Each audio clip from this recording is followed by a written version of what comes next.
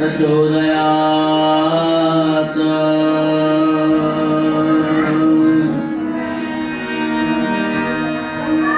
ॐ तत्पुरुषाय विद्महे महादेवाय धीमहि तन्नो रुद्रः प्रचोदयात्।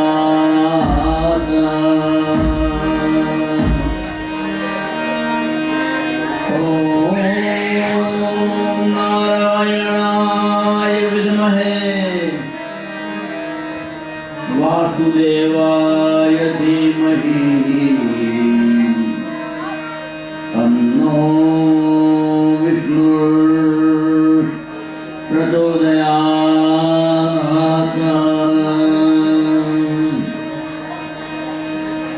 ॐ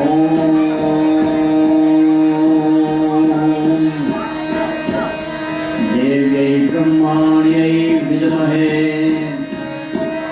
महाशक्त्यै च धीमहि तन्नो देवी प्रचोदयात्।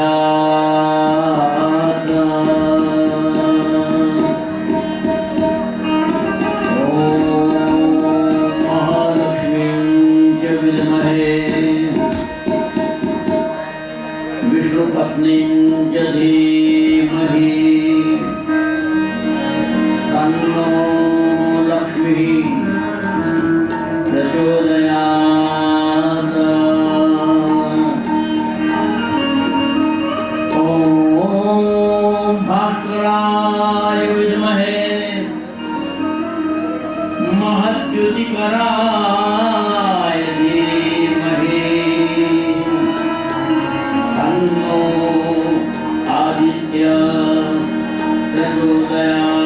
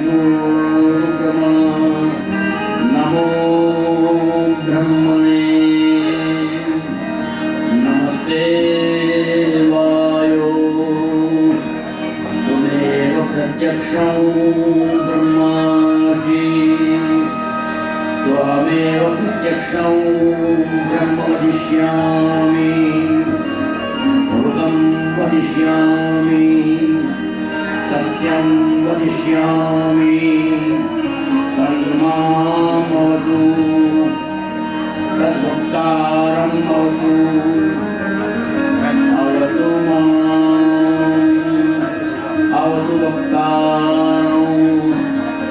ॐ शान्ति शान्ति शान्तिः सुशान्तिर्भवतु सर्वार्थं शान्तिर्भवतु।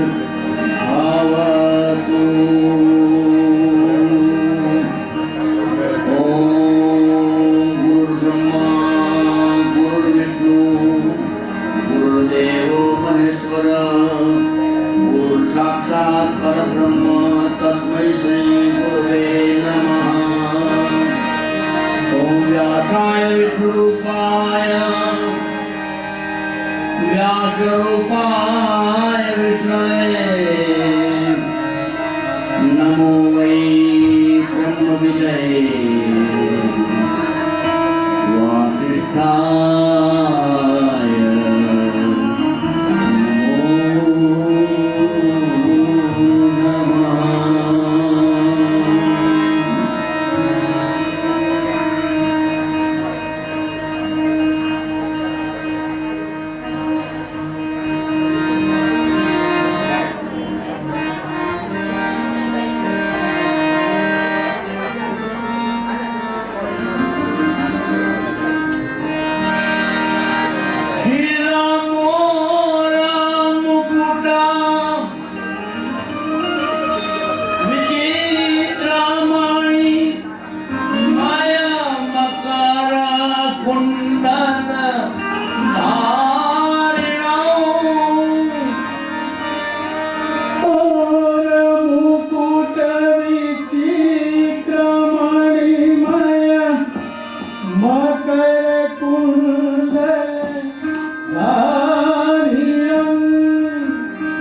कर कुंडल धारिणो मुख चंद्र ज्योति नक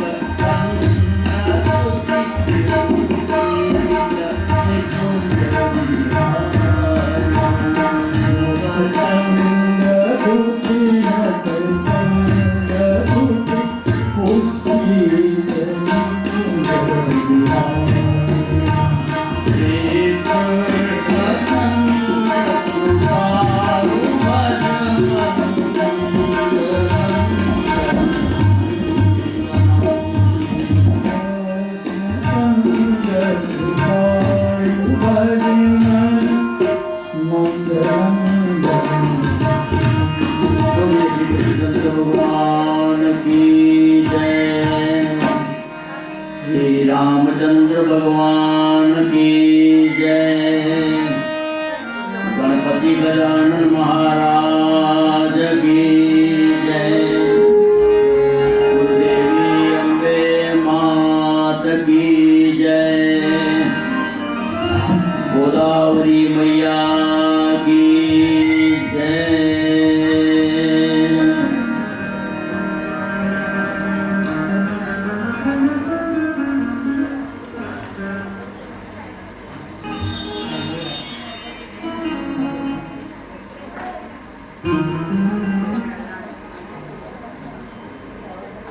પ્રતાપભાઈ નો પુત્રો ક્યાં છે? કહેતા હતા ને એ 4 મંત્ર બોલવાનો છે સૌથી પહેલા.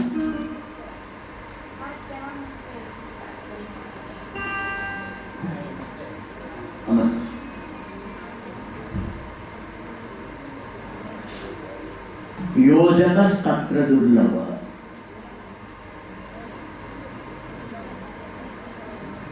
કાગળ ઉપર કેનવાસ ઉપર આડાવડા લીટા દોરી નાખીએ, આયોજનો કરી નાખીએ,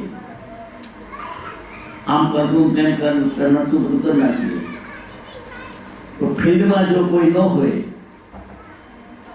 હું આ ઠપકો આપું છું ચોમૈયા પરિવારને, મારા યજમાન છે, હું એમના થકી છું, પરંતુ તે તમને તમારા મોઢા પર સત્ય કહેતું હશે ને તમારો મિત્ર જ હશે. રાતના મારી પાસે રિહર્સલ કરી ગયા છે. નાનો દીકરો બહુ સારા મંત્ર બોલે છે. ફરીથી બોલાવતો એને કઈ ભગવતી ગોદાવરી મૈયા, ગોદાવરી ગંગા બ્રહ્મ કમંડલોમાંથી ઉત્પન્ન થયેલી અગોચર વિશ્વની અગોચર વાતો આપણા ચર્મ ચક્ષુમાં અને માયાથી ઘેરાયેલા મનમાં અંતકરણમાં શ્રદ્ધાનો અભાવ ન હોય તો શંકાના નાગ ગૂંચડું વાળીને બેઠા હોય ને તો આપણે સત્ય સામે ઊભું હોય તો પણ આપણે સત્યની સમીપ જઈ શકતા નથી. આવું થઈ શકે ન હોય હોય નહીં.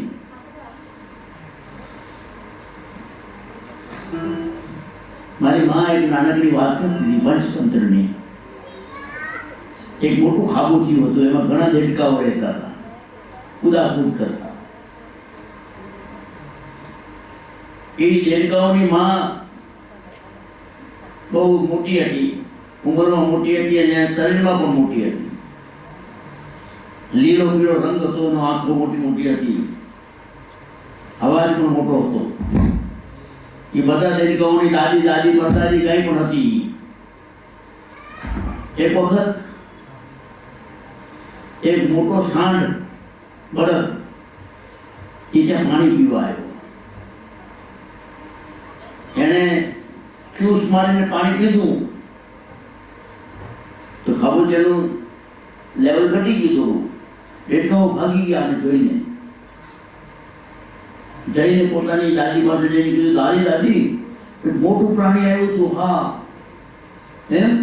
અરે પાણી આમ ચૂસ મારીને બધું પી ગયું.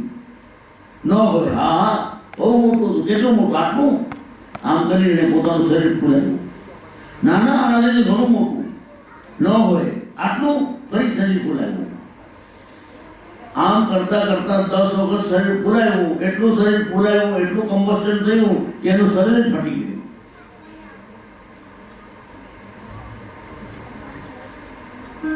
આપણા ચર્મચક્ષુઓને જે વાતની કલ્પના જ ન હોય, જે વસ્તુ દેખાતી જ ન હોય,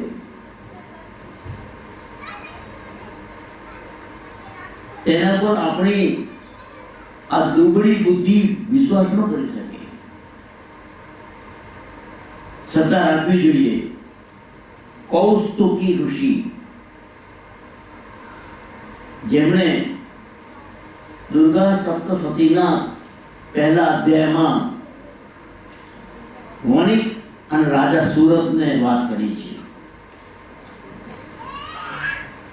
ભાગવતજીની અંદર એટલું બધું આવે, એટલું બધું આવે. આ એક હજારો પહેલ પાડેલો ડાયમંડ છે અને દરેક પહેલમાંથી અલગ રંગ છૂટે છે. દરેક પહેલમાંથી તમને અલગ દ્રશ્ય દેખાય છે. અણુ, બૃહદ, કૃશ, સ્થૂલો, ગુણભીર, નિર્ગુણો, મહાન.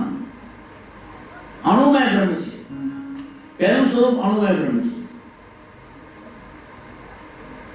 બૃહદ, કૃશ, સ્થૂલો.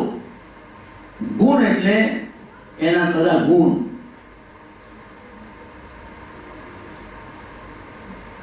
અને નિર્ગુણ એટલે નિર્ગુણ, નિરાકાર, આકાર વગર.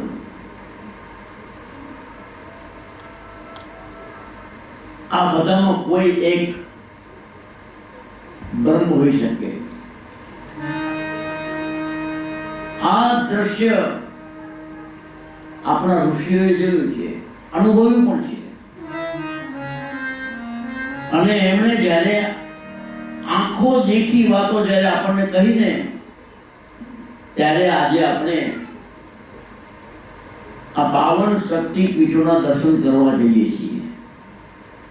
પૃથ્વી પર સતી માતાના જે અંગ પડ્યા તે બધા જ અંગ જેવા આ મૃત્યુલોકમાં આવે ને એટલે પાષાણવત બની જાય. આ મૃત્યુલોક છે. અહીંયા બધું મરેલું જ છે. આપણામાં ચૈતન્ય છે એટલે આપણે જીવતા છીએ. બાકી બધા જ પદાર્થો જળ છે. એને કાપી નાખો, વઘારી નાખો, સુધારી નાખો, રાડું ન પાડે કોઈ પણ.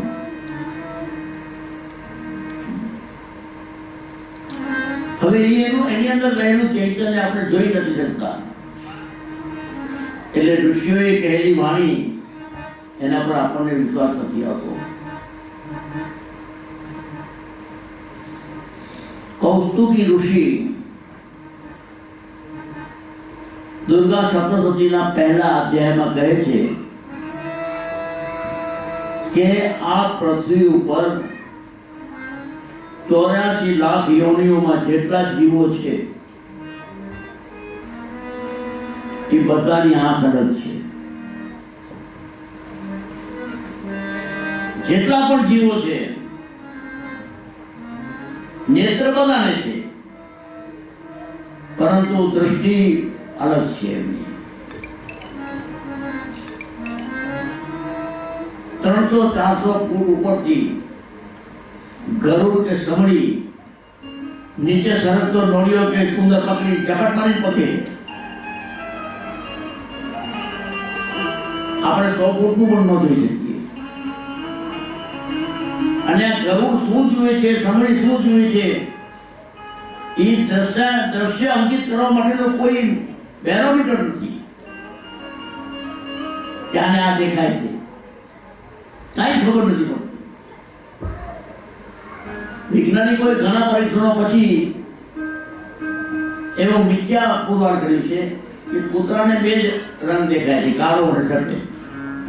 કૂતરાની દુનિયા બ્લેક એન્ડ વ્હાઇટ છે, બીજા રંગ એને દેખાતા નથી. અને કૂતરો જે આકારને જુએ છે તેને યાદ કરે છે.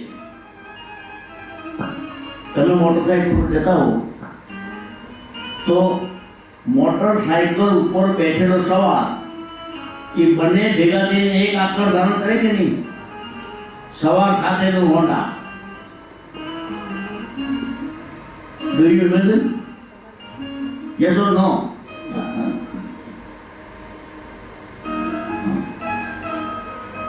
જ્યારે એ આકાર એને ગલુડીને પિચકાવીને ચાલી જાય એટલે આકારને જોઈ લે, પછી હોન્ડા પર કોઈ પણ આવે ને એની પાછળ ફસે. આપણે જઈએ આપણી પાછળ ફસે. એને વ્યક્તિ માટે એવું નથી, એને આકાર માટે એવું છે. આને જ મારા ગલુડિયાને મારી નાખ્યું છે. પછી જીપ હોય, કાર હોય, જે હોય એની પાછળ ફસે એટલે ઠેઠ સુધી આવે. હા, એમની જીવનની ખાસિયત કહો કે ઉણપ કહો. હાથીની દૃષ્ટિ એ ઘણા કિલોમીટર સુધી એ જોઈ શકે અને સૂંઘી પણ શકે. એ સૂંઢ ઊંચી કરે એટલે એને ખબર પડી જાય કે પાણી ક્યાં છે. કાચબી સમુદ્રમાંથી આવી દરિયાની રેતીમાં પોતાના ઈંડા મૂકી ચાલી જાય. પછી તે પોતાની આંખો વડે તે ઈંડાને સેવે.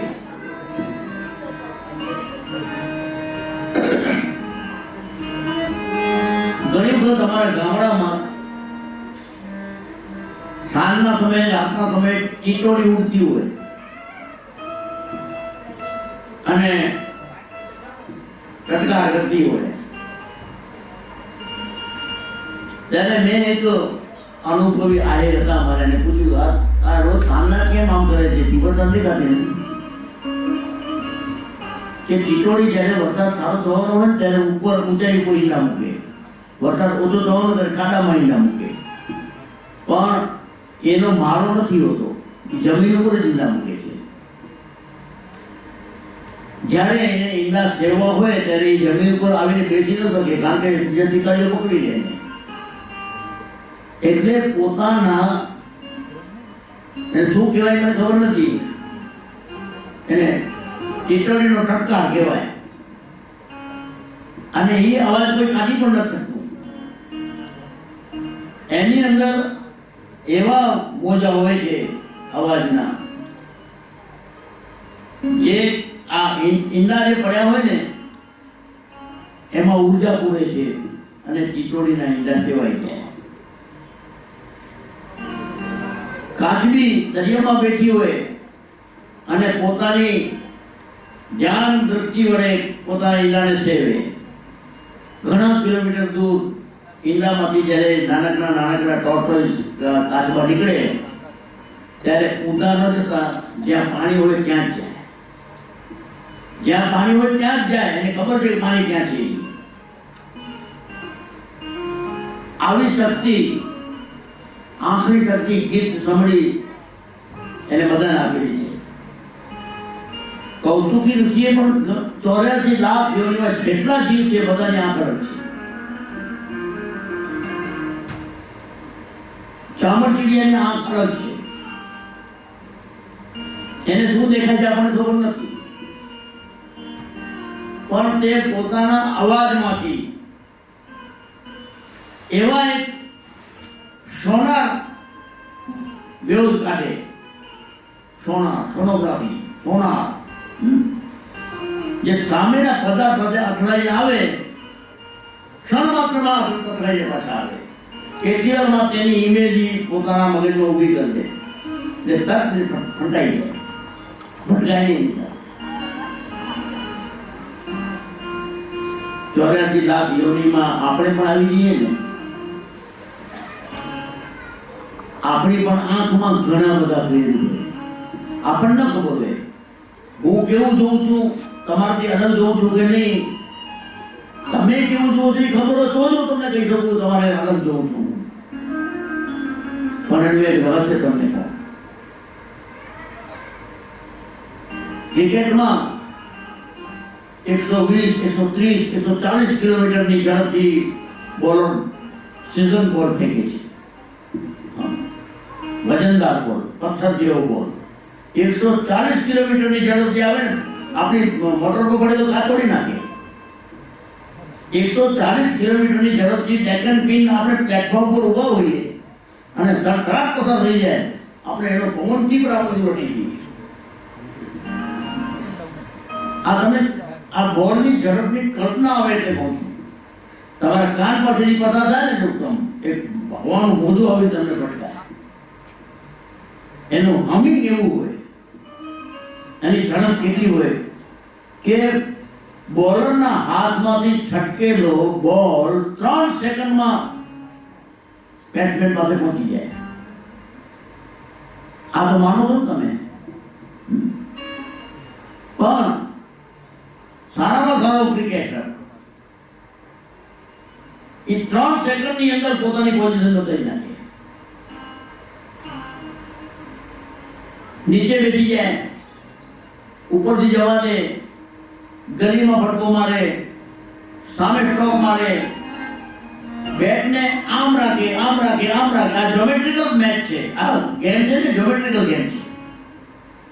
જે ખૂણામાં જે સ્થિતિમાં બેટ હોય એ સ્થિતિમાં, જે સ્થિતિમાં બોલ અથડાય તે સ્થિતિમાં બોલ જાય. આમ રાખો તો આમ જાય. અને નાનપણમાં તળાવના પાણીમાં ઓલી ઠીકરી ઉડાડી છે, મેં તો ઘણી ઉડાડી છે. ખડખડાટ અને પાણી પર તપતી ફરાંગ મારીને ચાલી જાય. તેવી રીતે ઘણી વખત આમ બેટ મૂકે ને આમથી આવે સીધી ઉપર ચાલી જાય. પણ 10 સેકન્ડમાં આ બેટને આવું કેમ કરી શકતા હશે? પણ વૈજ્ઞાનિક પરીક્ષણો દ્વારા પુરવાર થયેલી વાત કહું છું તમને. હું એફએસ અને હંપક નથી વાત કરતો. આ સચિન તેંડુલકર કે બીજા જે કોઈ હોય, મને નામ આવડે છે તો કહું છું, એ લોકો પણ કહી નથી શકતા કે આવું કેમ થાય છે. 3 સેકન્ડમાં તમારી પોઝિશન તમે કેમ લઈ લો છો? તો એમને તે આવતો બોલ સ્લો મોશનમાં દેખાય.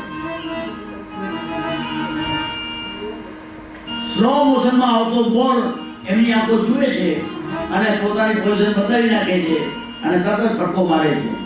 આપણે આંખથી જોઈ નથી શકીએ, આપણે એમના ઓહો હસીનો તને ગુણે. આ અગોચર વિશ્વની અગોચર અજાયબીઓ. કુરુક્ષેત્રના મેદાનમાં જ્યારે ભગવાને પોતાની વિભૂતિઓનું વર્ણન કર્યું અર્જુન સમક્ષ અને કહ્યું, તસ્માત્ ત્વમ ઉત્તિષ્ઠ યશો તપસ્વ જીત્વા શત્રુન પુત્રમ રાજ્યમ સમૃદ્ધમ.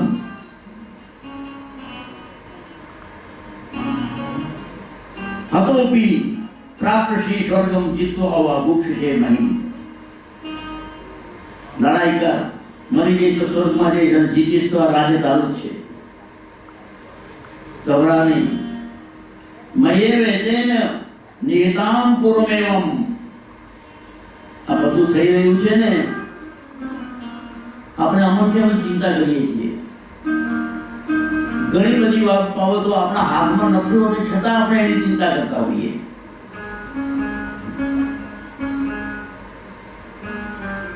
ભગવાને કહી દીધું છે, શરીર પછી ગળાનું ભાગ્ય પહેલા નિર્માણ થયું છે. શરીર પછી ગળાનું છે, એનાથી પહેલા ભાગ્ય નિર્માણ થઈ ચૂક્યું છે. એટલે તમને આ બાબત પડે, આ ઘર મળ્યું, આ વર મળ્યો, આ દીકરા મળ્યા. શરીરથી પહેલા જે નિર્માણ થઈ ગયું છે તે આપણા કર્મોનું ફળ. એના પ્રમાણે આપણને જીવવાનું છે અને નવા નવા સત્કર્મ કરતા રહેવાનું છે.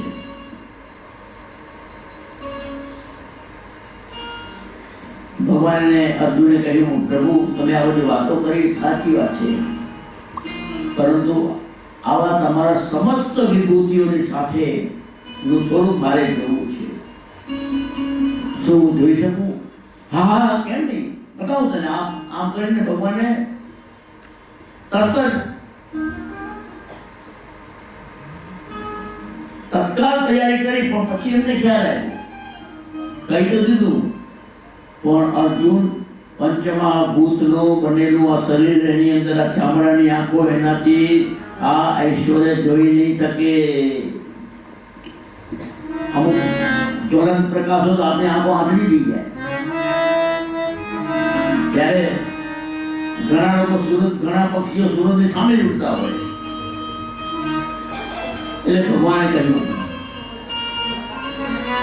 કે દિવ્યમ દદામિ તે ચક્ષુ પશ્યમે યોગમૈકલમ ન તુમ ચક્ષુષે દ્રષ્ટુમ. તું આ તારી ચામડાની આંખોથી આ મારું સ્વરૂપ જોઈ નહીં શકે. એટલે ભગવાને એમને દિવ્ય દ્રષ્ટિ આપી. એમ આપણે લખેલું વાંચીએ છીએ.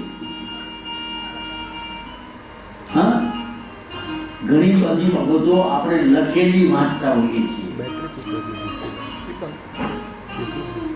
હનુમાનજીએ એક ભક્તને કીધું, વર્ણન કરતો હતો ત્યારે હનુમાનજી કીધું કે તુમ કહેતે હો કાગજ की चीज, मैं कहता हूं आंखों से. મને ખબર ન પડે કે જમીન સપાટ છે કે ખડક છે કે એવરેજ છે. આપણી ચક્ષુઓની મર્યાદા છે. આપણે સૌ પંચમહાભૂતના પુતળાઓ અહીંયા બેઠા છીએ, અને જે લોકોએ આ પંચમહાભૂતના તમામે તમામ તત્વોનો ગ્રાસ કરી નાખ્યો છે. પહેલા જ દિવસે આપણે વાત કરી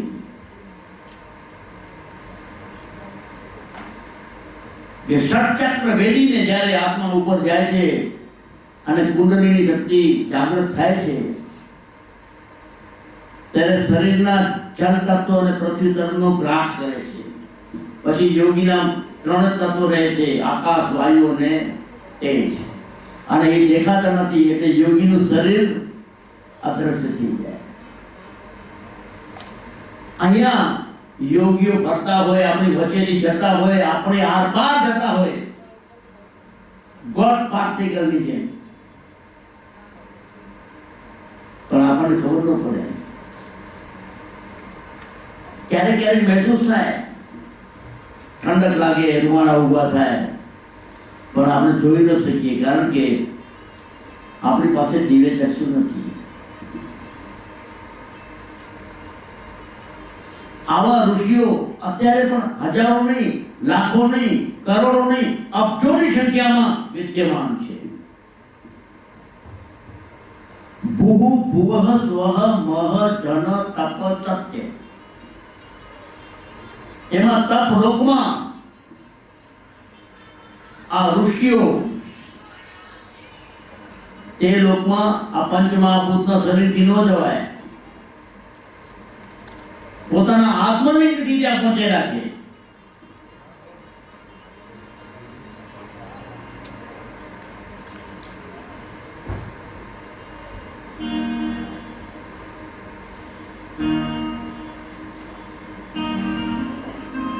આત્મલિંગ શું કહું તમને આ વાત બધી. જ્યારે મેં જાણી છે ને, હું હમણાં અમે પ્રતાપભાઈ હતા સાથે, અમે બધા સાથે જ ફર્યા છીએ બધી ઠેકાણે. ત્યારે કર્ણાટકમાં એક પાકે હતી,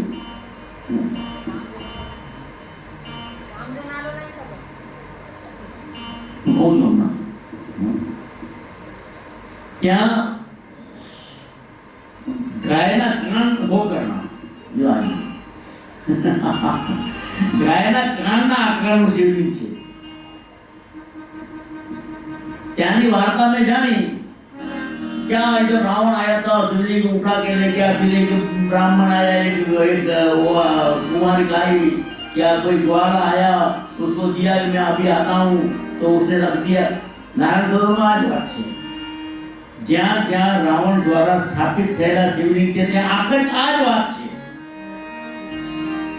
તો શું રાવણે શિવલિંગ ઉઠાડવાનું કામ કર્યું છે? પણ તમને ખબર નથી, મારો એક યજમાન છે નોઈડામાં, એ રાવણનું જન્મસ્થાન છે ને એ બાજુમાં રહે છે, ग्रेटर नोएडा, छोटा मोटा બધા મોકલાયો છે. रावण यहाँ पैदा हुआ था, ये शिवलिंग की पूजा करता था. આવો તપસ્વી રાવણ પૌલસ્ત્ય ઋષિનો પૌત્ર, એની પાસે એટલી બધી શક્તિઓ હતી કે એને જે શિવલિંગની અંદર શિવ સ્વરૂપનું તત્વ વિદ્યમાન હોય એ જોઈ શકતો. એ શિવલિંગ કેવું હોય, આ શિવલિંગ કેવું હોય ને એ તો કોઈ જોયું નથી, પણ ભગવાન એની કલ્પના શક્તિ કોકને મોકલે. એટલે પીકે પિક્ચર આવ્યું ને, પીકે એ કેપી કઈ આવ્યું હતું, એમાં રિમોટ હતું, રિમોટ એમાં કેવું હતું બધું, આવું બધું અંદર ધુમારા નીકળતા હોય ને કલર બદલતા હોય ને જીવંતતા કઈ લાગે એમાં, એ રિમોટમાં. આવું બધું બતાવવાની અક્કલ છે ને એના નિર્માતામાં આવું દ્રશ્ય જોયા પછી આવ્યું હોય. ભગવાનને જરૂર છે આપણી. એ કહે છે કે હું તમને ઈશારો કરું, તમે જાઓ મારા રસ્તે. આ 50 શિવલિંગ જે રાવણે ઉપાડ્યા ને તેની અંદર આવું આત્મલિંગ હતું, અને એ આત્મલિંગ મેળવીને તે સમસ્ત બ્રહ્માંડનો અધિપતિ બનવા માંગતો હતો. તો ભગવાનને થયું કે આ વાંદરાના હાથમાં તલવાર જશે તો નકામું થશે. એટલે દરેક ઠેકાણે એ લિંગ જમીનમાં સ્થાપિત થઈ.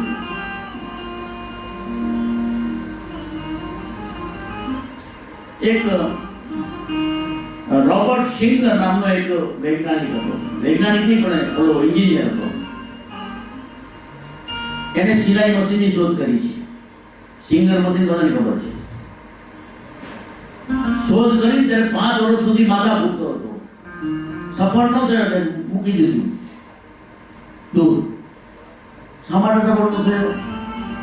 એ સોય જ્યારે નીચે જતી હતી ને ત્યારે દોરો ત્યાં મોબીલ સુધી પહોંચતો જ નહોતો. ઘણા અને આંટા બદલાયા, ઓલું કર્યું, પેલું કર્યું, કાંઈ થયું જ નહીં. કંટાળીને મૂકી દીધું. આ હકીકત બોલું, આ ગેજેટેડ એક્ઝામ્પલ છે. ઇંગ્લેન્ડના ગેજેટમાં લખેલી વાત છે. આ ઘણી બધી શોધો અચાનક થઈ છે, પ્રભુ કૃપાથી થઈ છે. એ રોબર્ટ સિંગર, એને રાતના સપનું આવ્યું. આફ્રિકાના ઘનઘોર જંગલોમાં એ ફરે છે અને માણસ ખાવ આદિવાસીઓને પકડી લીધો અને એને લાકા પર બાંધીને વધસ્થાન પર લઈ ગયા. અને ત્યાં એના માટે યુગ પછી કૂદવામાં એના બધા હાથમાં ભાલા હતા. એ ભાલા લઈને ત્યાં હોય ને એ અહીંથી દોડે, અહીં સુધી આવી પાછા જાય, અહીં સુધી આવી પાછા જાય, અહીં સુધી આવી પાછા જાય. આવી રીતે થોડું આગળથી પાછા આવે, થોડું આગળ જાય. નાદની સાથે આગળ જતા હાવ નજીક પહોંચી જાય. કોની? તે માણસની વૈજ્ઞાનિકની હાવ નજીક પહોંચી જાય. પછી એટલા બધા નજીક પહોંચ્યા કે હવે પછી જો ફાળો નૃત્યની મુદ્રામાં ફાળો આમ કરે તો તેના શરીરમાં ઘૂસી જાય. એટલે વૈજ્ઞાનિકને થયું સિંગરને કે હવે આપણું મોત નક્કી છે. અને એવી ઘડી આવી અને જેવું રમવા સમાન કાલે બધા આદિવાસીએ એક સામટામ હુમલો કર્યો ને ત્યારે તે વૈજ્ઞાનિકે શું થયું સપનામાં ખબર છે? એ દરેક ભાગ હતો ને તેની અણી હતી ને તેની આગળ કાણું હતું. અને ભાડો પૂછ્યો ને એની ઊંઘ ઉડી ગઈ. સવાર પડી થયું કે આવું કેવું સપનું આવ્યું. એને કાંઈ ન કર્યું, શેઠ પોતાના જે મશીન બનાવ્યું હતું ને એની પાસે ગયો, એની સોય કાઢી, એની ઉપર છેલ્લે કાણું હતું ને એને આગળ કાણું નાખ્યું. આજે પણ સિલાઈ મશીનમાં કામ ક્યાં હોય છે? આગળ હોય છે ને. એ આ વૈજ્ઞાનિકે કહ્યું છે કે મને આ વસ્તુ ભગવાને આપી છે.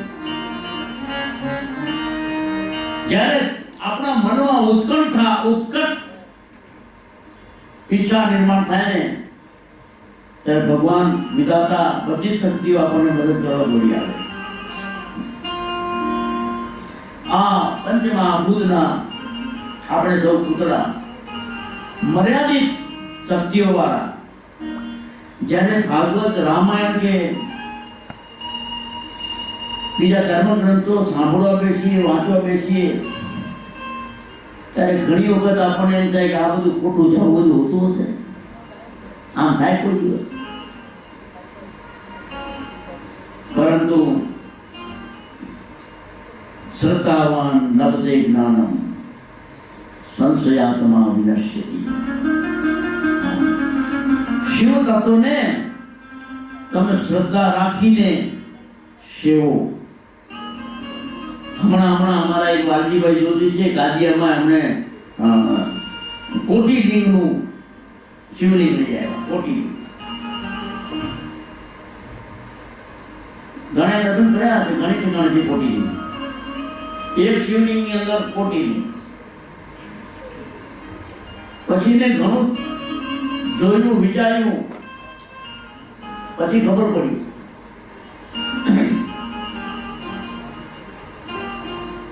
પહેલા દિવસથી તમને કહું છું કે ભગવાનની પૂજા કરતી વખતે કલ્પના લોકમાં જાઓ. તમે ભગવાનની સાથે છો, ભગવાનની સાથે રમો છો, ભગવાનની સાથે જમો છો, ભગવાનની સાથે ખેલો છો. આ તમે જ્યારે કલ્પના લોકમાં જશો ને તો તમારી ભક્તિ પ્રેક્ટિકલ થશે. આ જે રાસ મંડળનું ચિત્ર છે ને એમાં તમે પણ હતો એવું તમને લાગશે.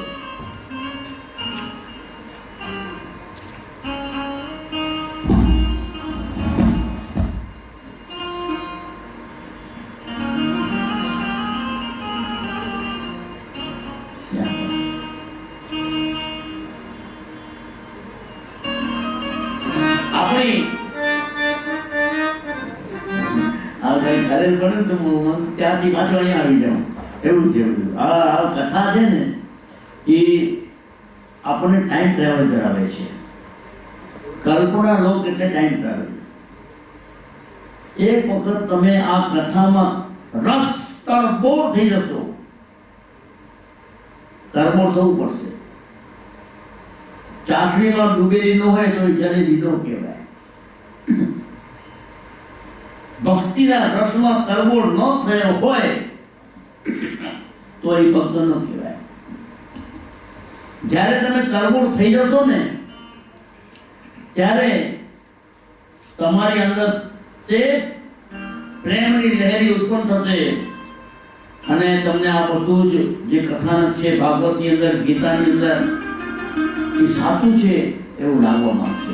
તમારી બધી શંકાઓ નિર્મૂળ થઈ જશે. આ કલ્પના લોક છે. આજે આપણે ભાગવતમાં ઘણી બધી વાતો કાનરાની લીલાની કરીશું, ભગવાન રામચંદ્રની કરીશું. ભગવાન રામચંદ્રને કેટલા વર્ષ થયા કઈ ખબર નથી, પણ ભાગવતના હિસાબે 17.5 લાખ વર્ષ થયા છે. કેટલાક 10,000 વર્ષ છે, કોઈ 15,000 વર્ષ છે. પરંતુ નાસાએ સેતુ બંધના પથ્થર જે હતા તેનું કાર્બન ટેકનોલોજીથી ઉંમર જાણી તો એમણે નક્કી કર્યું કે આ મરીન સ્ટોન નથી, પથ્થરની અંદર જે નીકળેલા પથ્થરોથી બહારથી આવેલા છે અને એની ઉંમર 17.5 લાખ વર્ષ છે. અને ભાગવતની અંદર જે કાળની ગણતરી આપી છે એ પ્રમાણે 17.5 લાખ વર્ષ જ થાય છે. આટલા વર્ષ જૂનું રામચરિત્ર અને હજી હમણાં આવડા મોટા કાળખંડની કમ્પેરિઝનમાં ભગવાન શ્રી કૃષ્ણ હમણાં જ થયા છે 5200 વર્ષ પહેલા. 5200 વર્ષ પહેલા કેવા કેવા પાત્રો હતા, કેવા કેવા માણસો હતા. 1000 હાથીનું બળ હોય એવા મહાન લડાયકો હતા. ભીમ એવો હતો, દુર્યોધન એવો હતો, ઘટોત્કચ એવો હતો. ઘડીકમાં આમ કેમ થઈ ગયું? કાળ ધર્મ, યુગ ધર્મ, સતયુગ ત્રેતાયુગ, દ્વાપર યુગ અને અત્યારે ચાલતો રહેલો કલિયુગ.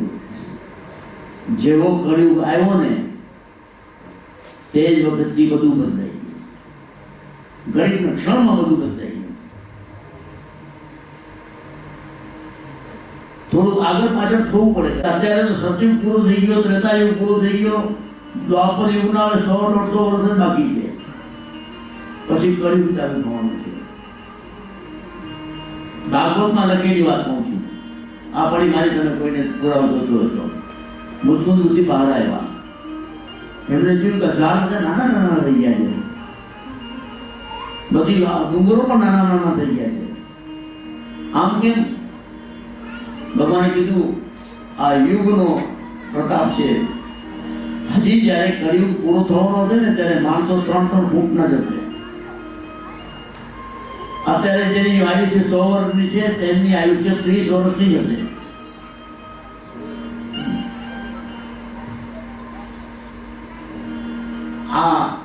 આમ જોવા જાવ તો આપણે જ્યારે ગોવર્ધન પર્વત ઉપર જઈએ ને ત્યાં દર્શન કરવા માટે, ત્યારે લોકો કહે છે ત્યાં નામ કે ગોવર્ધન પર્વત પહેલા બહુ મોટો હતો, કાળક્રમે તે નીચે જતો રહ્યો છે.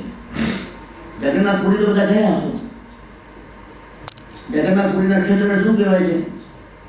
નીલાંચલ. આ નીલાંચલ નામનો બહુ મોટો પર્વત હતો.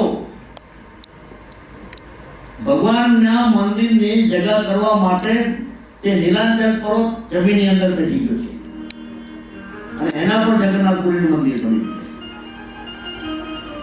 એટલે આ બધા તત્વો છે આપણી આજુબાજુ, બધા જીવંત છે, બધા જ જીવંત છે, બધા સાંભળે છે, બધા જુએ છે. દુનિયાનો આ પૃથ્વીનો સૌથી જૂનો પર્વત કોણ કયો? કરતા બધા કહે છે હિમાલય. હિમાલય નહીં, હિમાલય તો હમણાંની વાત છે. આ 10-20 કરોડ પહેલાનો હિમાલય છે. આ તિજિસ નામનો સમુદ્ર, એમાં એક કટકો ફરતો હતો, એ જઈને ઉપરની પ્લેટ સાથે ભટકાણો એટલે હિમાલય નહીં. બધાને ખબર છે. યુટ્યુબમાં બધા વિદ્વાન થઈ ગયા છે, બધાને ખબર છે. પણ એનાથી પણ જૂનો, સૌથી પ્રાચીન પર્વત છે ગિરનાર. અને એ ગિરનાર સજીવન છે. ગિરનાર કોણ છે ખબર છે? બલરામ મહારાજ નો સસરો છે, દાઉજી નો સસરો છે. ગિરનાર નામ છે રૈવત અને બલરામજીની પત્ની નામ છે રેવતી. અને જ્યારે સતીએ જેને હાંકર પાડી,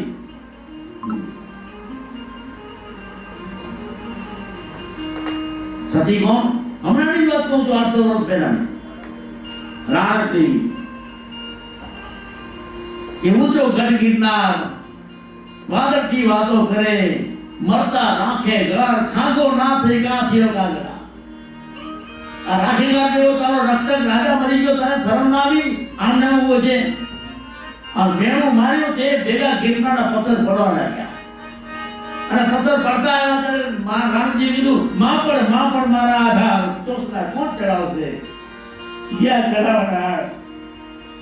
અને તે વખતે એક મોટી બસ હોય ને એવી મોટી શિલા જરૂર હતી ને, અધર લડકી હાથી પકડી છે. જાઓ જોવા માટે ખબર પડે. એ શિલા આજે પણ ત્યાં લટકે છે. આમને આમ તમે એની નીચે પસાર ના મળના છે, હમણાં પડશે તો ક્યાંથી જોડા થાય છે. ભરપૂર વિજ્ઞાન છે, ભરપૂર વિજ્ઞાન. બધી વાતો કરશું ને તો ભાગવત 30 દિવસની કરીને તો પૂરી ન થાય. આ તો માહી પડ્યા તે મહાદુખ પામે દેખણ હારા દાજે જોને. અમને એમ જ થાય કે તમે શું કહું આ કહું તેલુગુ આમ કહું. એ મારો દીકરો જે આવ્યો નથી એને તો પપ્પા તમે પૂરી કરો ને 5 વર્ષ નહીં પૂરી થાય. હા, આમ કરવું છે, તેમ કરવું છે, વડો પ્રસંગ લેવો છે, પહેલો પ્રસંગ લેવો છે.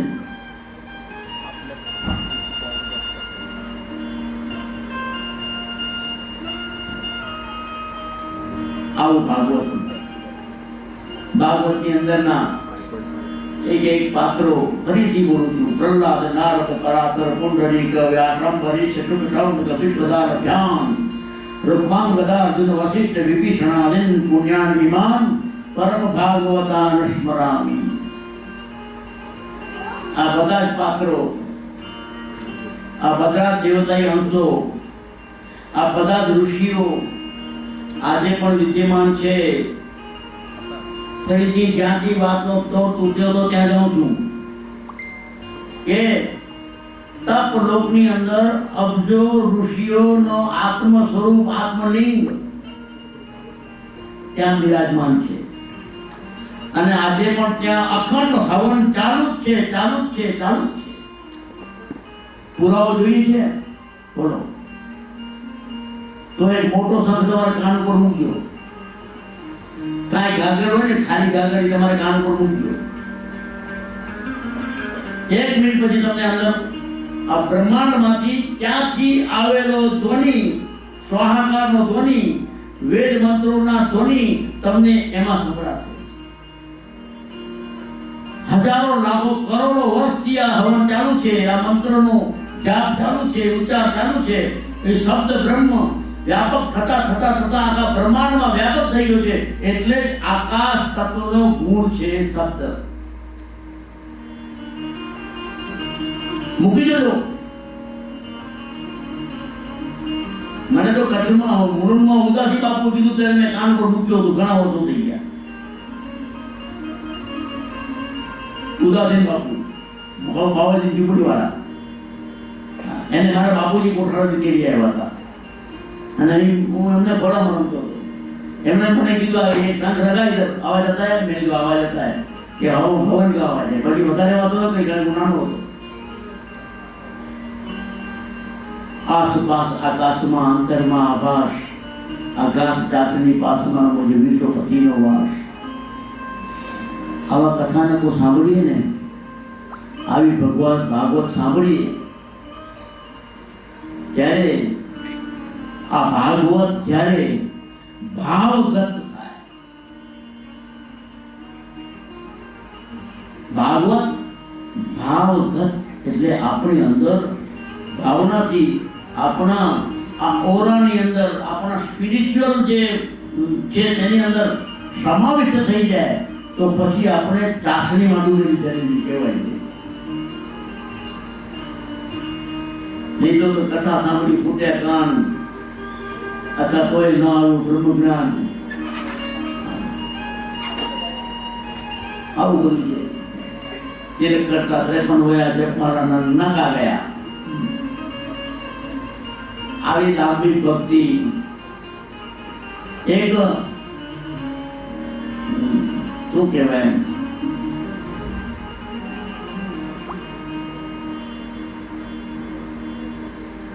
મને યાદ નથી આવતું. આંબેલ રાત્રી એના બહુ સારું બોલતા હતા કે આટલું કરવા જોઈએ, આ બસ પૂરું છે, આપણે આટલું કરી નાખ્યું. આવી ભક્તિ મને એકને કીધું કે અમે વિજયભાઈ કાંઈ જો ખરાબ કરતા નથી, ખોટું કરતા નથી, ચોરી કરતા નથી, બધી સીધી રીતે ચાલીએ છીએ, ઓલું કરીએ છીએ, પેલું કરીએ છીએ, કોઈ અનિતિ નથી, ઘરમાં કોઈ ખરાબ પૈસો નથી, બધા સંસ્કારી છીએ. તો પછી અમારે મંદિરમાં જવાની શું થયું? તો એનો જવાબ તે વખતે મારી પાસે હતો નહીં. મેં બરોબર છે, ન જરૂર ન જાઓ. છતાં પણ વારંવાર તીર્થાટન કરવું, વારંવાર મંદિરમાં જવું, અને ધીમે ધીમે ધીમે ધીમે ભગવત દર્શનની ભૂખ વધે ત્યારે આપણે આપણા ઘરમાં આવીએ અને આસન લગાવીને બેઠીએ ત્યારે આપણું મન જે મૂર્તિમંત થયેલું હોય તે મૂર્તિનો આકાર ધારણ કરી લે. એટલે પછી બધે ઠેકાણે એ મૂર્તિ આપણને દેખાય. પહેલા દિવસે આ વાત અને બીજા દિવસે પણ આ વાત મને સમજાવી. પારો જેમ વિખેરાઈ ગયો હોય અને ભેગો થઈ જાય તેમ ધીમે ધીમે વિખેરાયેલું મન જ્યારે અહીંયા આજ્ઞા ચક્રમાં આવે ત્યારે સામે રહેલી મૂર્તિના દીવામાં એ ચડી જાય. એટલે મૂર્તિનું સ્વરૂપ લઈ લે એટલે આપણું મન મૂર્તિમંત બની જાય. પછી આપણે આંખ બંધ કરીએ એટલે તે મૂર્તિ આપણી સામે જોઈએ. આપણને પછી સ્થૂળ મૂર્તિની જરૂર ન રહે. અદ્ભુત ભક્તિનું રહસ્ય છે. ભગવાન શ્રી કૃષ્ણની અદ્ભુત લીલાઓનું વર્ણન કરતું મહાકાવ્ય એટલે ભાગવત. વેદ વ્યાસની વિરહ વેદનામાંથી, વેદ વ્યાસની હૃદયની તપ્ત ભૂમિમાંથી પ્રગટ થયેલું એક તિખાવ.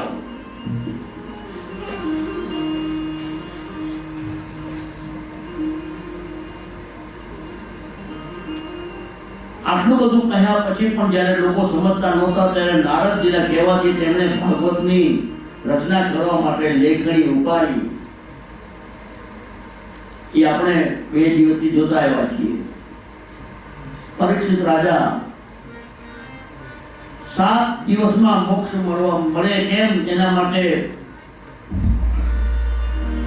બધે ઠેકાણે ભટકે છે, શોધે છે. કોઈ મને બતાવો, કોઈ મને બતાવો, ગુરુ ક્યાં મળશે, કોઈ ગુરુ ક્યાં મળશે. મને કોઈ એવો ગુરુ બતાવો, કોઈ વિદ્વાન બતાવો જે મને 7 દિવસની અંદર મુક્તિ આપી દે. बताओ मैंने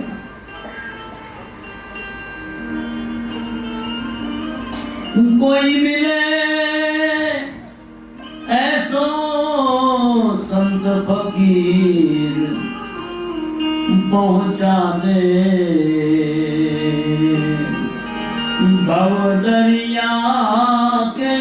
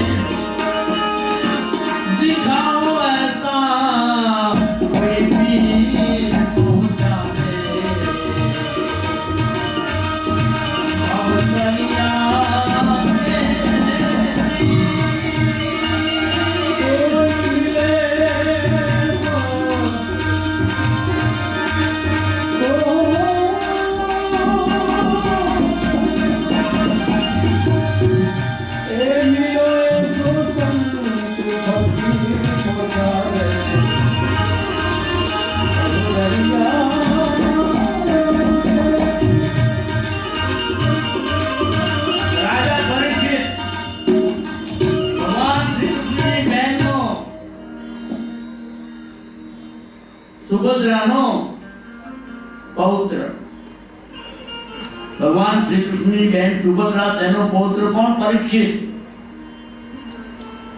એને કદાચ મને એમ લાગે છે કે આટલું બધું દોડ્યો કે એની એક વિજિગીષા હશે, ધર્મની પીપાસા હશે, મુક્ત થવાની લલક હશે. નહીં તો ભગવાનને ગીતાના 12મા અધ્યાયમાં કહ્યું જ છે, તેસામ અહમ સમુદ્રતા મૃત્યુ સંસાર સાગરાત ભવાની નચરા પાદર મૈયા વૈ શક્યતા. આ ભવ સાગરમાંથી જેમ માખણમાંથી વાળ કાઢવું તેમ તને બહાર કાઢી દે, ચિંતા નહીં કર. પરંતુ પરીક્ષિત સુખદાલના કિનારે આવ્યા છે, બધા ઋષિઓ ત્યાં બેઠા છે. કેવી રીતે આ કૃષ્ણની સાથે જેનો લોહીનો સંબંધ છે, પાંડવ કુળનો આ વારસ પરીક્ષિત, જેની ગર્ભમાં ભગવાને રક્ષા કરી છે, તેઓ પરીક્ષિત હવે મૃત્યુ વખતે તેના આત્માનું કલ્યાણ કેવી રીતે થશે તે અદ્ભુત દ્રશ્ય જોવા માટે હજારો ઋષિઓ ત્યાં ભેગા થઈ ગયા છે.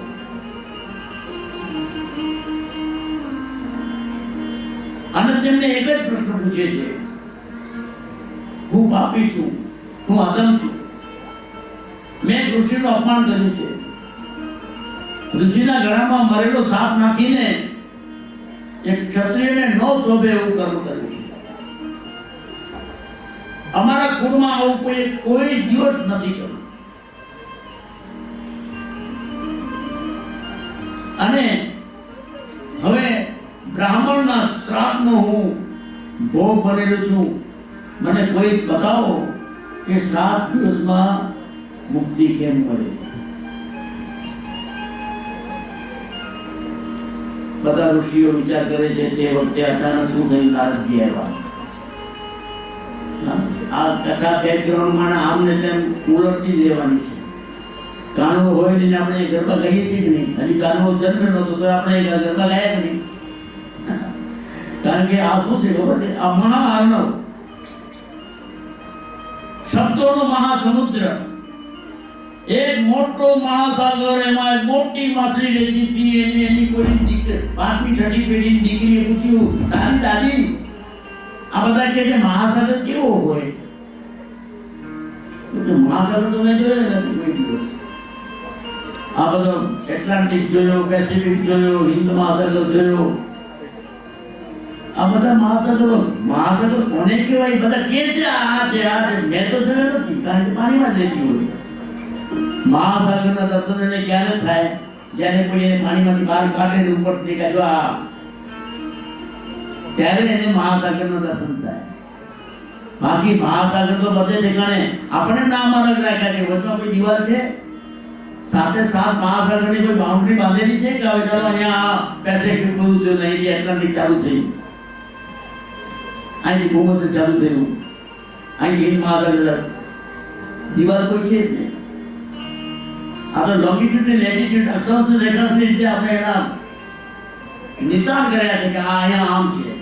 પાણી તો એટલું જ છે. ઘણી વખત એવું બને કે ભારતમાં વરસાદ પડ્યો હોય અને એ પાણીથી અમેરિકનો નાતા હોય.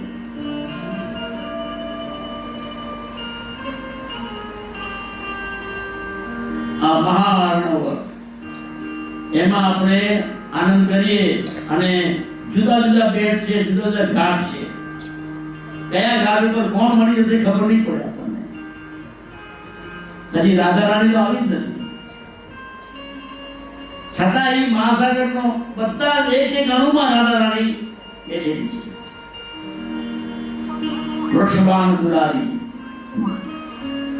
ભગવાન કૃષ્ણએ પોતાની લીલા પ્રારંભ કરવાનું નક્કી કર્યું ને જ્યારે વૈકુંઠમાં, ત્યારે રાધા રાણીને કીધું કે મારા જીવમાં તમે જાઓ, થોડી વ્યવસ્થા કરો ત્યાં. ત્યારે રાધા રાણીએ ભગવાનના આવવાથી 5 વર્ષ પહેલા આ ક્ષેત્રમાં જન્મ લઈ લીધો. અને પોતાની સ્વકીયા જે અષ્ટ સખીઓ હતી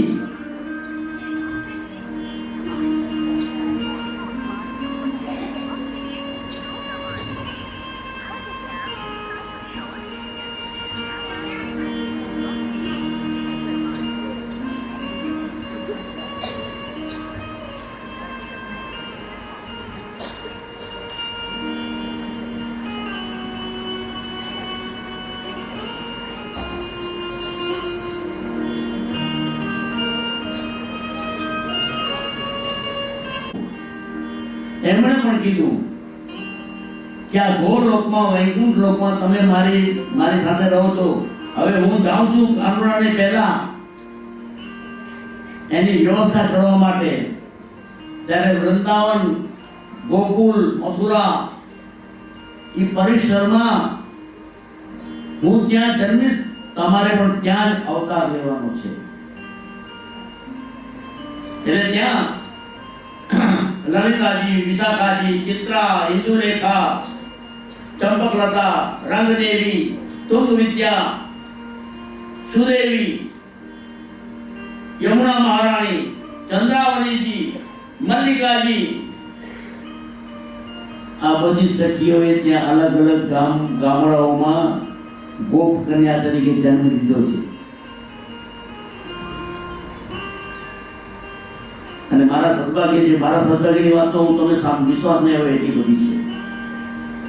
આ 8 સખીના ઘરમાં હું 3 મહિના પહેલા જઈ આવ્યો છું મારા પરિવાર સાથે।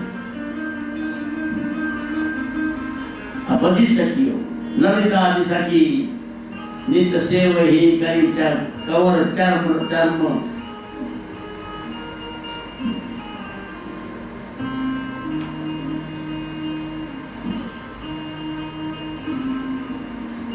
આ સખીઓની સાથે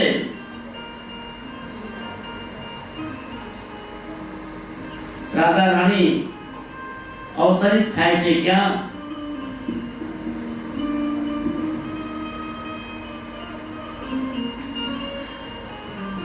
એનું નામ ભૂલી જવાનું,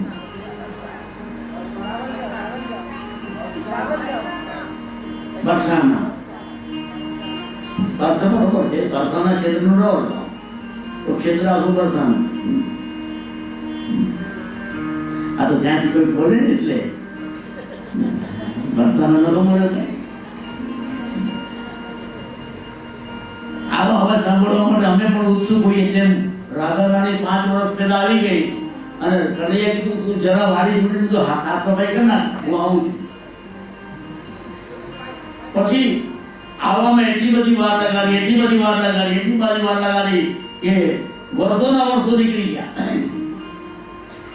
અને રાધા રાણી 4 વર્ષની થઈ ગઈ। એ 4 વર્ષની કહેવાય, એમને ઉંમરની સાથે લેવા દેવાનું હોય। અને ઉદાસીનતામાં એના દિવસો જાય છે કે હજી આવ્યો કેમ?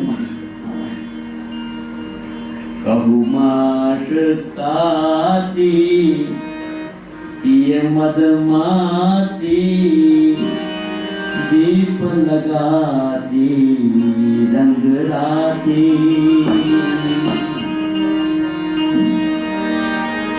मंदिर महलाती सभे सुहाती मैं डर खाती झटकाती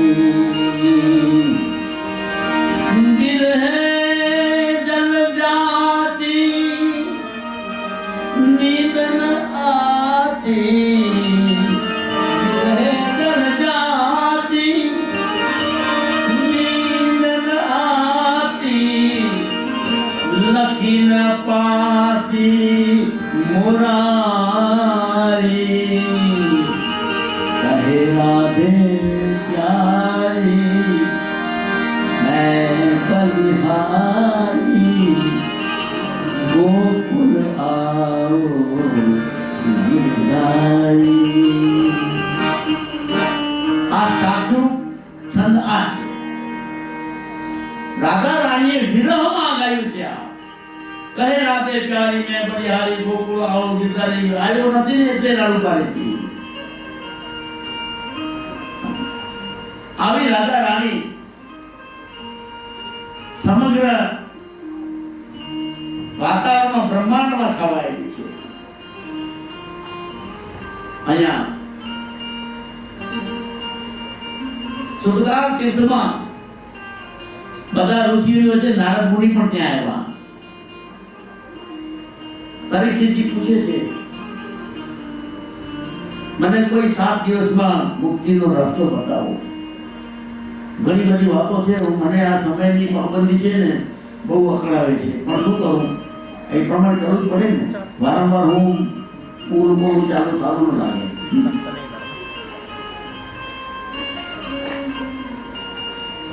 નારદજીએ જોયું કે ભગવાને જેનું રક્ષણ કર્યું છે તે આત્મા એની અવગતિ તો ન થવી જોઈએ, એટલે ભગવાનનું નામ લાગે. ત્યારે દોડ્યા તરત ગંગા કિનારે. ત્યાં એક નગ્ન નિસંગ અવધૂત વેશ એવા સુખદેવજી મહારાજ રેતીમાં આરોટતા હતા. ત્યાં જઈને કીધું, મહારાજ ચાલો જલ્દી. ક્યાં? પરીક્ષિત રાહ જુએ છે.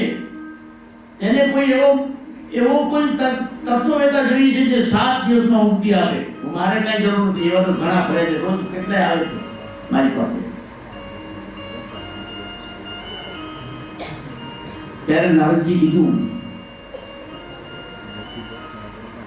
દીકરા જો એક વાત કહું, કોઈ આંધળો માણસ લાકડીના ટેકે જતો હોય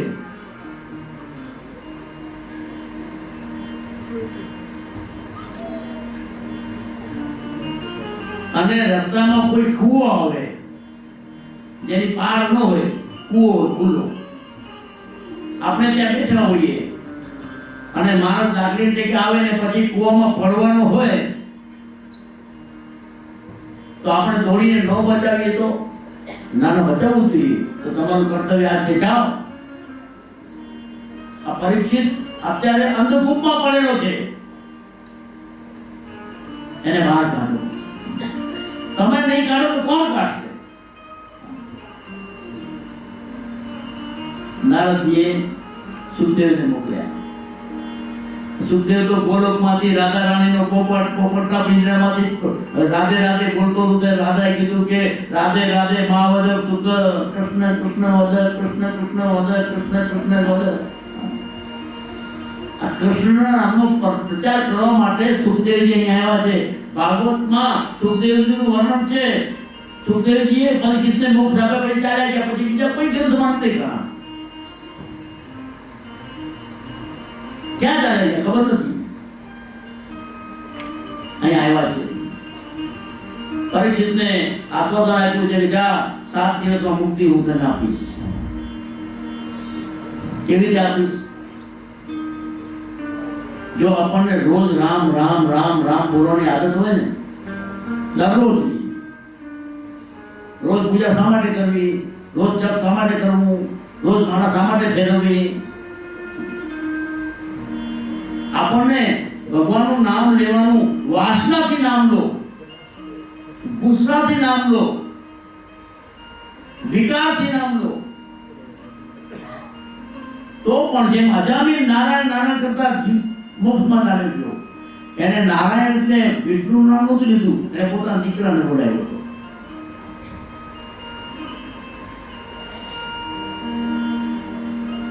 પણ નારાયણ નામ જ એવું છે, તમે આગની અંદર ભૂલથી હાથ નાખો અને પછી સોરી તો કઈ પડવાથી બચી જવાય, બાળી જ નાખે. નારાયણનું નામ જ એવું છે કે તમે ભૂલથી નાખો કે જાણી જોઈને નાખો, એ તમને તારી જ દે. રાવણે ગાળો આપીને રામનું નામ લીધું.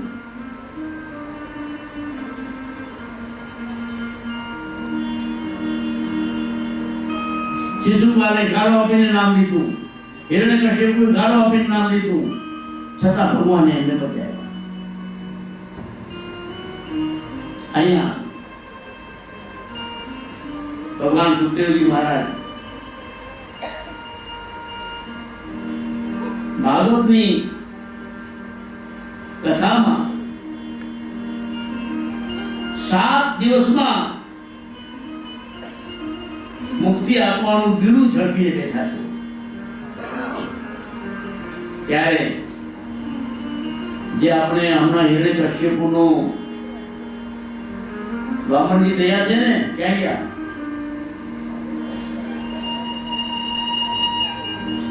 હમણાં 10 મિનિટ.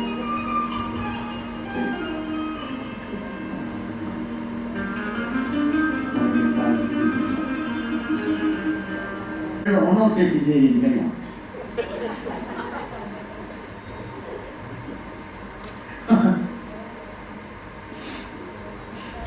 એનાથી કઈ કરુણા બંધન નહીં ચડે.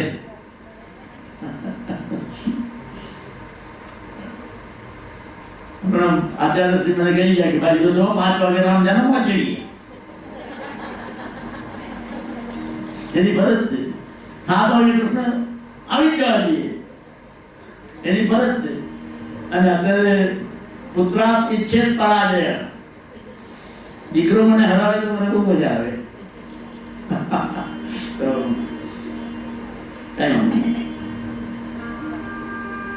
હિરણ્યકશ્યપુનું નિર્વાણ થયું છે. નિર્વાણ, જય અને વિજય પૈકીનો વિજય હતો તે હિરણ્યકશ્યપુ બન્યો, જય હતો એ હિરણ્યાક્ષ બન્યો છે. આ બંનેની ઉત્પત્તિ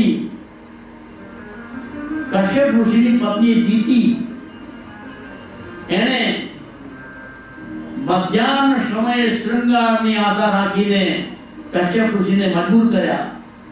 અને પછી કશ્યપ ઋષિએ કહ્યું કે મધ્યાહન સમયે તે જે વ્યવસ્થા દેખાડી છે તેનાથી તારા પેટમાં અસુર જન્મ લેશે. અને દીતિ નામની કશ્યપની પત્નીના ઘરે 2 રાક્ષસનો જન્મ થયો છે. એકનું નામ હિરણ્યાક્ષ, બીજાનું નામ હિરણ્યકશ્યપુ. વાસ્તવમાં આપણે ગઈકાલે વાત કરી ગયા સનતકુમારોની કે આ બંને વિષ્ણુ વૈકુંઠ ધામના પહેરેદાર જય અને વિજયનો જે 3 જન્મનો પાપ છે તે પૈકીનો પહેલો જન્મ. હિરણ્યાક્ષે પૃથ્વીને ઉગાડીને પાણીમાં બોળી નાખી, છુપાવી દીધી. ઘણા લોકો કે મારા હી યાર કપ હોય એમને અહીંયા શંકા આવે ને બધાને. પહેલા મને શંકા હતી, પણ નાસાએ એક ગ્રહ શોધ્યો છે જેમાં નકરું પાણી છે, બીજું કાંઈ નથી. અને એ લોકો કહે છે કે હિરણ્યાક્ષે પૃથ્વીને આમાં ડૂબાડી દીધી. અને તે વખતે વિચાર તો કરો શું હતું, કોને ખબર? વિમાન શબ્દ આપણામાં તો રાઈટ બ્રધર્સ આવ્યા ત્યારે ખબર કે આપણે પાસે ખુદ તો વિમાન હતું. વિમાનો ઉતરતા હતા તેઓ.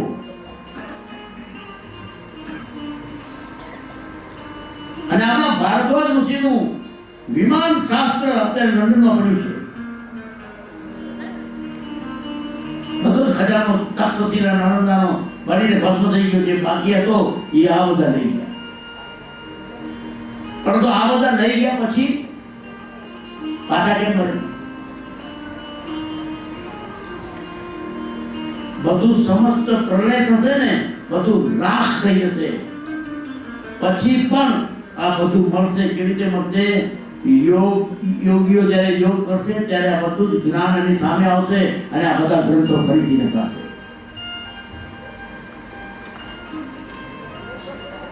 શ્રી કૃષ્ણ ભગવાને ગીતામાં કહ્યું છે કે આ જ્ઞાન પહેલા વૈવસ્વત પાસે હતું, તે પછી બીજા ઋષિઓ પાસે ગયું, તે પછી વેદવ્યાસજી પાસે ગયું. આ ઋષિ બી બહુધા ગીતમ, એ જ વાત હું તને કહું છું. કાળક્રમે આ વસ્તુનો લોપ થઈ જાય એટલે ફરી એને કહેવા માટે કોઈ મહાપુરુષ આવે, કોઈ અવતાર આવે. 5200 વર્ષ પહેલા ભગવાન આ પૃથ્વી છોડી ચાલ્યા ગયા. તે પછી વેદવ્યાસજીએ ભાગવત પુરાણ લખ્યું, પરંતુ એનો પણ લોપ થઈ ગયો.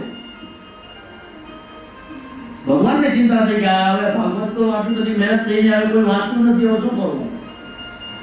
એટલે ગોવર્ધન પર્વતમાંથી શ્રીનાથજી બાબાની મૂર્તિ પ્રગટ થઈ છે, બધાને ખબર છે.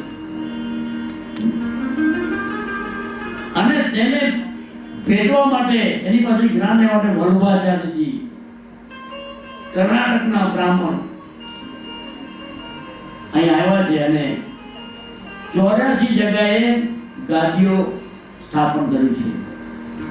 ભગવાને એમ કીધું ભાગવતનો પ્રચાર કર, ભાગવતનો પ્રચાર કર, ભાગવતનો પ્રચાર કર. એટલું જ નહીં, માઉલી કાલે પણ વાતો કરતા હતા. માઉલીની વાતો ઘણી છે. જ્ઞાનેશ્વરે એકનાથને સપનામાં આવીને કીધું કે જ્ઞાનેશ્વરનો પ્રચાર કર. મારી સમાધિ દીધાને 350 વર્ષ થઈ ગયા છે, હવે જ્ઞાનેશ્વરી કોઈ વાંચતું નથી, જા તું પ્રચાર કરે એનો. જ્ઞાનેશ્વર પેઠણથી નીકળ્યા, આણંદી આવ્યા, ત્યાંથી સમાધિ ખોલી. 350 વર્ષ પહેલા સમાધિ લીધેલા જ્ઞાનેશ્વરજી, એ જ 22 વર્ષની ઉંમરના જ્ઞાનેશ્વરજી જીવો ત્યાં મળતો હતો. સામે જ્ઞાનેશ્વરી પુસ્તક હતું અને એમણે એકનાથને આપ્યું અને એકનાથે બહાર નીકળીને વાત કરી, સંપ્રદાયની સ્થાપના કરી. આજે પણ મિરાવાનંદીમાં વારકરી સંપ્રદાયના યુવાનો ફરતા હોય છે. કોઈ ભિક્ષા માટે કે દક્ષિણા માટે કામ નથી કરતા, એમને એમ જાય કે બધે તે કામ અને પ્રચાર કરે છે.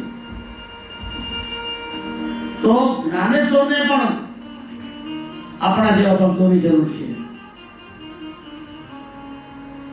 ભગવાન કૃષ્ણને પણ વલ્લભાચાર્યના નેજા નીચે જે આજે પ્રેમ રસના ભક્તિનો દીવો પ્રગટાયો છે, એવા ભક્તોની જરૂર છે. આ ભગવાન સુખદેવજી મહારાજ નારદજીના કહેવાથી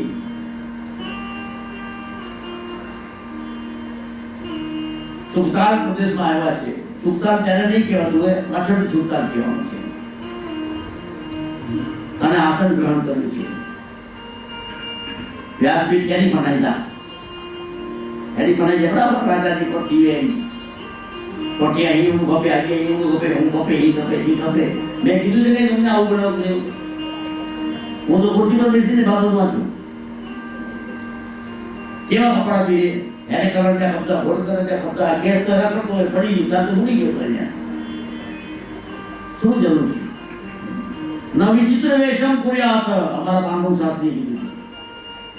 ન વિચિત્ર વેશમ કુર્યાત. જરૂર જ નથી અધ્યાત્મને. કોઈ લપેટાની જરૂર નથી, કોઈ પોશાકની જરૂર નથી, કોઈ આવરણની જરૂર નથી.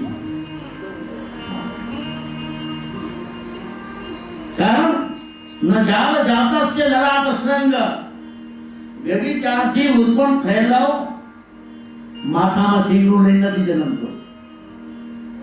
કુલ પ્રસૂતસ્ય ન પાણી પદ્મમ, કુલવાનના ઘરમાં જન્મ લીધેલો હાથમાં કમળ લઈને જન્મતો નથી.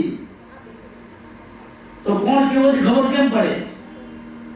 યદા યદા મુંચતિ વાક્ય બાણમ તદા તદા જાતિ કુલ પ્રમાણમ. હાલો, બી સીટે જલ્દી મોડા મોડા આવીને જલ્દી બેસી જાઓ. તો સાંભળતા નથી.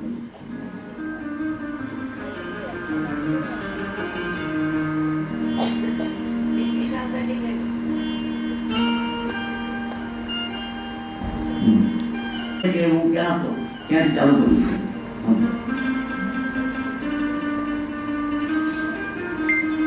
ભગવાન સુખદેવજી મહારાજે પરીક્ષિતને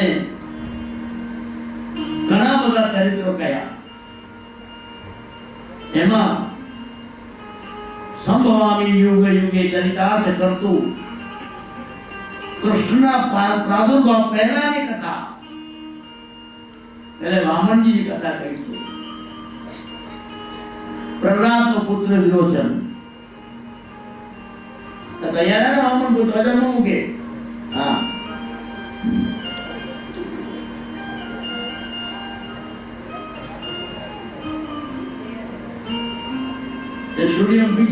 शूटिंग चालू तू